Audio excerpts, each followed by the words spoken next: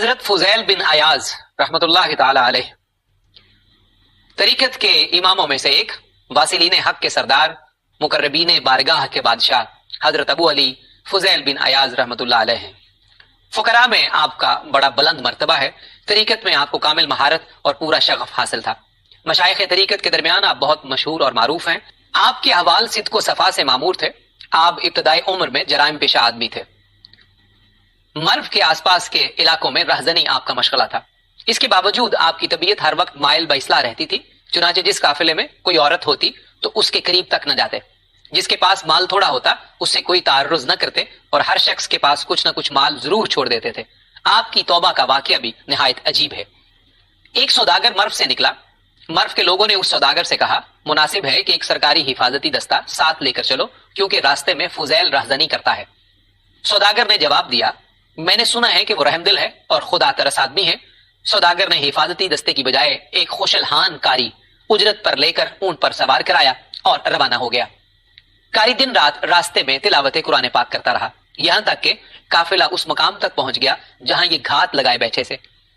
اتفاق سے اس وقت کاری نے یہ آیت تلاوت کی، الم یعنی للذین آمنوا ان تخشع قلوبہم لذکر اللہ وما نزل من الحق، یعنی کیا ابھی تک مومنوں کے لیے وہ وقت نہیں آیا کہ وہ ذکر الہی اور حق کی طرف سے نازل کیے گئے احکام کے آگے اپنے دلوں کو جھکائیں؟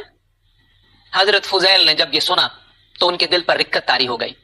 فضیل کے دل پر فضل خدا نے غلبہ دکھایا اور اسی لمحہ انہوں نے رہزنی سے توبہ کر لی۔ جن جن لوگوں کے مال لوٹے تھے ان کے نام لکھ رکھے تھے، ان سب کو راضی کیا۔ اس کے بعد مکہ مکرمہ چلے گئے اور عرصہ تک وہاں مقیم رہے اور بکثرت اولیاء اللہ سے ملاقاتیں کی۔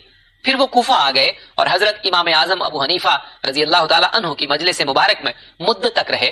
ان سے بکثرت روایات مروی ہیں جو محدثین کے نزدیک بہت مقبول ہیں۔ حضرت فضیل بن عیاض رحمت اللہ علیہ تصوف کے حقائق و معرفت میں اعلیٰ درجے کی گفتگو کیا کرتے تھے۔ چنانچہ آپ کا قول ہے، جسے اللہ تعالیٰ کی کما حقہ معرفت حاصل ہو گئی وہ مقدور بھر اس کی عبادت میں مشغول ہو گیا، اس لیے کہ اس کی معرفت اس کے احسان و کرم کی پہچان کی وجہ سے حاصل ہوتی ہے، اور جب اس کے احسان و کرم کی پہچان ہو جائے تو اس نے اس کو دوست بنا لیا، اور جب اسے دوست بنا لیا تو گویا اس نے مقدور بھر طاعت و عبادت کر لی، کیونکہ دوست کا کوئی حکم مشکل اور دشوار نہیں ہوتا۔ اسی بنا پر دوستی اور زیادہ ہوگی، اتنا ہی طاعت اور عبادت کا ذوق بڑھتا چلا جائے گا، اور دوستی کی زیادتی ہی معرفت کی حقیقت ہے۔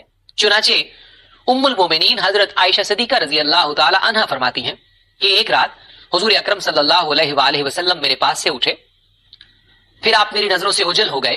مجھے خیال گزرا کہ شاید کسی دوسرے حجرے میں تشریف لے گئے ہیں۔ میں اٹھی اور حضور صلی اللہ علیہ وآلہ وسلم کے پیچھے چل دی، یہاں تک کہ میں نے دیکھا کہ آپ مسجد میں نماز پڑھ رہے ہیں اور حضور صلی اللہ علیہ وسلم کی آنکھوں سے آنسو جاری ہیں۔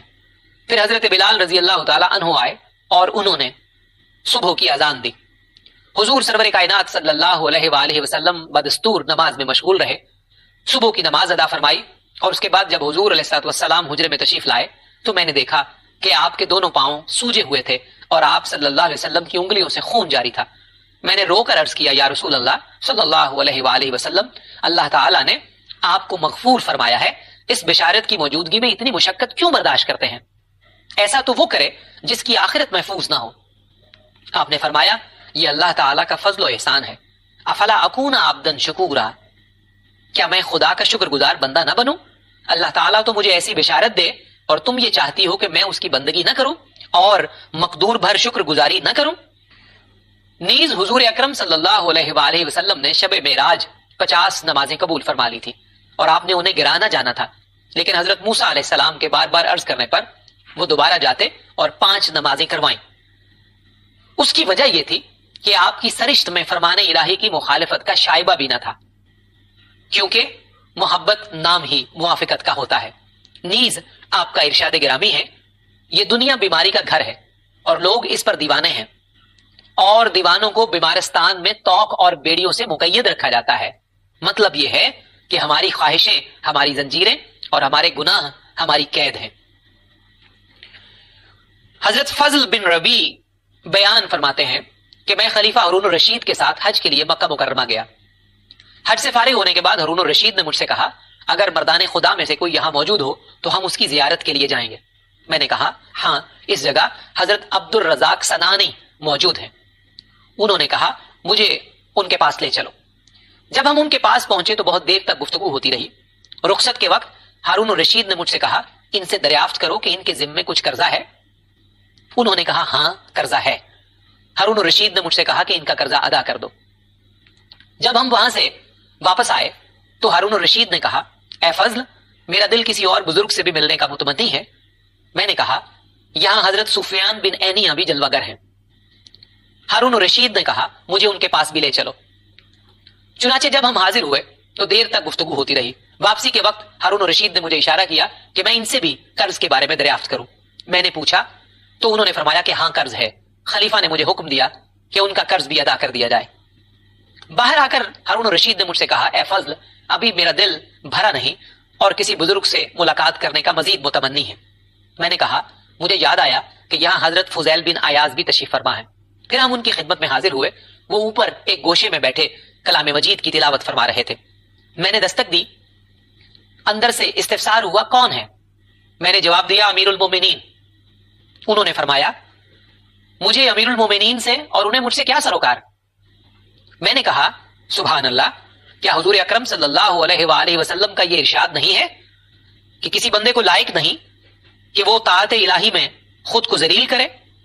آپ نے فرمایا حضور کا ارشاد حق ہے، لیکن رضا الہی اس کے حضور میں دائمی عزت ہے۔ تم میری اس حالت کو ذلیل گمان کرتے ہو، حالانکہ میں طاعت الہی میں عزت جانتا ہوں۔ اس کے بعد نیچے آ کر دروازہ کھول دیا اور چراغ بجھا دیا اور مکان کے کونے میں جا کر کھڑے ہو گئے۔ مصافحہ کے وقت ہارون الرشید کا ہاتھ ان کے ہاتھ سے مس ہوا تو حضرت فضیل نے فرمایا افسوس ہے کہ اتنا نرم و نازک ہاتھ دوزخ میں جلے گا، کاش کہ یہ ہاتھ خدا کے عذاب سے محفوظ رہتا۔ ہارون الرشید یہ سن کر رونے لگے اور اتنا روئے کہ بے ہوش ہو کر گر پڑے۔ جب ہوش آیا تو کہنے لگے اے فضیل، مجھے کوئی نصیحت فرمائیے۔ آپ نے فرمایا اے امیر المومنین، تیرا باپ حضور اکرم صلی اللہ علیہ وآلہ وسلم کا چچا تھا۔ انہوں نے حضور علیہ السلام سے درخواست کی تھی کہ مجھے اپنی قوم پر امیر بنا دیجئے۔ حضور نے فرمایا اے چچا، میں نے تم کو تمہاری جان پر امیر بنا دیا، کیونکہ ایک سانس اگر طاعت الہی میں گزرے تو اس سے بہتر ہے کہ لوگ 1000 برس تک تمہاری فرما برداری کریں، اس لیے کہ امیری سے قیامت کے دن بجز ندامت و شرمندگی کے کچھ حاصل نہ ہوگا۔ ہارون الرشید نے کہا مجھے اور بھی کچھ نصیحت فرمائیے۔ حضرت فضیل نے فرمایا جب حضرت عمر بن عبدالعزیز رضی اللہ تعالی عنہ کو لوگوں نے خلافت پر فائز کرنا چاہا تو انہوں نے سالم بن عبداللہ، رجاب بن حیات اور محمد بن کعب الکرزی کو بلایا اور ان سے کہا لوگوں نے مجھے اس بلا و مصیبت میں پھنسا دیا ہے، مجھے کیا تدبیر کرنی چاہیے؟ کیونکہ امارت کو میں بلا سمجھتا ہوں، اگرچہ لوگ اسے نعمت خیال کرتے ہیں۔ ان میں سے ایک نے کہا اے عمر بن عبدالعزیز، اگر آپ چاہتے ہیں کہ روز قیامت عذاب الہی سے رستگاری ہو تو مسلمان بزرگوں اور بوڑھوں کو اپنے باپ کی مانند اور جوانوں کو بھائی اور بچوں کو اپنی اولاد کی مانند سمجھیں، اور ان سب کے ساتھ وہی سلوک کیجیے جو خاندان کا سربراہ باپ اپنے بھائیوں، فرزندوں اور دیگر عیال کے ساتھ کرتا ہے، کیونکہ ممالک اسلامیہ ایک گھر کی مانند ہے اور ان میں رہنے والے اہل و عیال۔ آپ اپنے بزرگوں کی زیارت کرو اور بھائیوں کی عزت کرو اور چھوٹوں سے پیار اور محبت کرو۔ اس کے بعد حضرت فضیل نے فرمایا اے امیر المومنین، مجھے اندیشہ ہے کہ کہیں تمہارا یہ خوبصورت چہرہ دوزخ کی آگ میں نہ جھلسایا جائے۔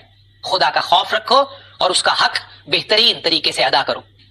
اس کے بعد ہارون الرشید نے عرض کیا آپ پر کچھ قرض ہے؟ حضرت فضیل نے جواب دیا ہاں، خدا کا قرض میری گردن پر ہے، وہ اس کی اطاعت ہے، میں فکر مند ہوں کہ اس وجہ سے میری گرفت نہ ہو جائے۔ ہارون الرشید نے عرض کیا کہ بارے قرض سے میری مراد لوگوں کا قرض ہے۔ آپ نے فرمایا اللہ رب العزت کا شکر و احسان ہے، اس نے مجھے بہت کچھ نعمت دے رکھی ہے، مجھے کوئی شکوہ نہیں ہے کہ لوگوں سے بیان کرتا پھروں۔ ہارون الرشید نے 1000 اشرفیوں کی تھیلی آپ کے آگے رکھ دی اور عرض کیا اسے اپنی ضرورتوں پر خرچ فرمائیے۔ حضرت فضیل نے فرمایا اے امیر المؤمنین، میری اتنی نصیحتوں کا تم نے کچھ اثر نہیں لیا اور ابھی تک ظلم و استبداد کی روش پر قائم ہو۔ ہارون الرشید نے کہا میں نے آپ پر کیا ظلم کیا؟ فرمایا میں تمہیں نجات کی طرف بلاتا ہوں اور تم مجھے ابتدا میں ڈالنا چاہتے ہو، کیا یہ ظلم و جفا نہیں ہے؟ یہ سن کر ہارون الرشید اور فضل بن ربی دونوں رونے لگے اور روتے ہوئے باہر آ گئے۔ اس کے بعد ہارون الرشید نے مجھے کہا اے فضل بن ربی، بادشاہ در حقیقت حضرت فضیل ہیں اور یہ سب ان کے دبدبہ کی دلیل ہے۔ جو دنیا اور آخرت میں انہیں حاصل ہے۔ دنیا کی تمام زیب و زینت ان کی نظر میں بے وقت اور حقیر ہے۔ اہل دنیا کی خاطر تواضع کرنی بھی انہوں نے اسی لیے ترک کر رکھی ہے۔ آپ کے فضائل و مناقب اس سے کہیں زیادہ تھے جتنے کہ لکھے جا سکتے ہیں۔ واللہ عالم بالصواب۔